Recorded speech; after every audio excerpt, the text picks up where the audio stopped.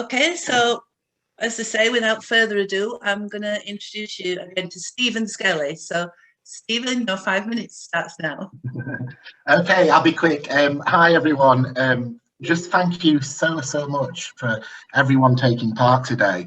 I'm absolutely enthused and wondered by all of these wonderful people who, in the middle of lockdown, we've all got virtual fatigue and I certainly have. You've all come here today to kind of listen and learn and just to be part of this. So thank you very much. Yeah, I'm a curator at Barnsley Museums, and I specialise in sort of community work. But I've been kind of working on and off with LGBT collections for the last 10 years, really, but both doing research at Manchester University with the National Trust or at Wakefield Museums as well.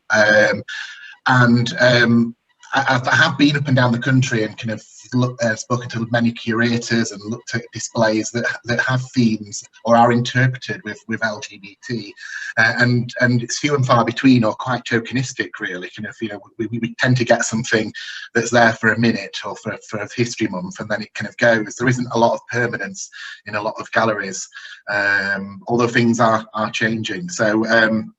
In terms of Barnsley, Experience Barnsley, the social history collection is only 7 years old. Although we've had Cannon Hall and its collections since the 1950s in Barnsley, which but that's more decorative arts collections. We do have an archive, and I know Stephen Miller and other people before who've done some work on LGBT in the borough. Some of that material will have worked its way to our archives. But in terms of the museum in the town hall and the objects, we don't have many at all.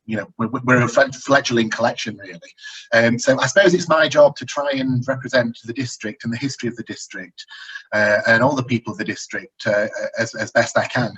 So I'm constantly looking out for objects that tell of more diverse stories, different people, people with different ethnicities, stories of disability, because these things, especially LGBT, they tend to get erased from the historical record, or they're hidden. You have to do a bit of digging. You have to read between the lines.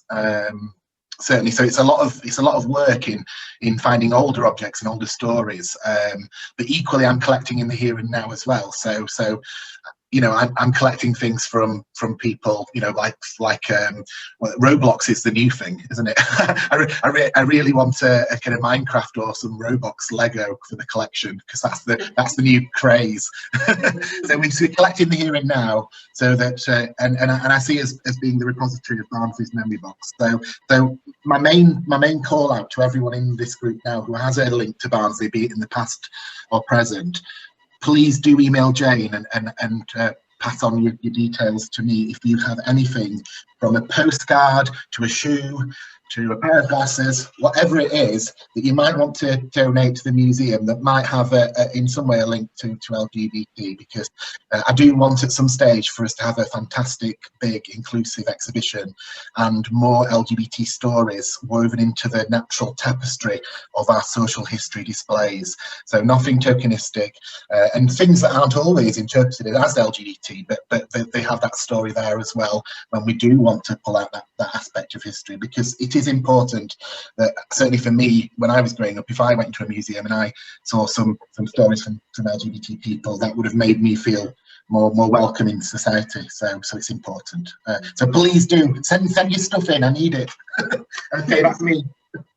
Thank you very much. So obviously, if anybody wants details, Stephen is quite easy to contact and easy to track down. But if anybody wants details, you all have got my email. Well, it's the Barnsley Heritage Connect email address. So that's probably the best starting point, would you say, Stephen? So we can take that forward, and I can collate any responses and people with suggestions. Lovely, thank you for that. That's really, really good and really interesting and positive.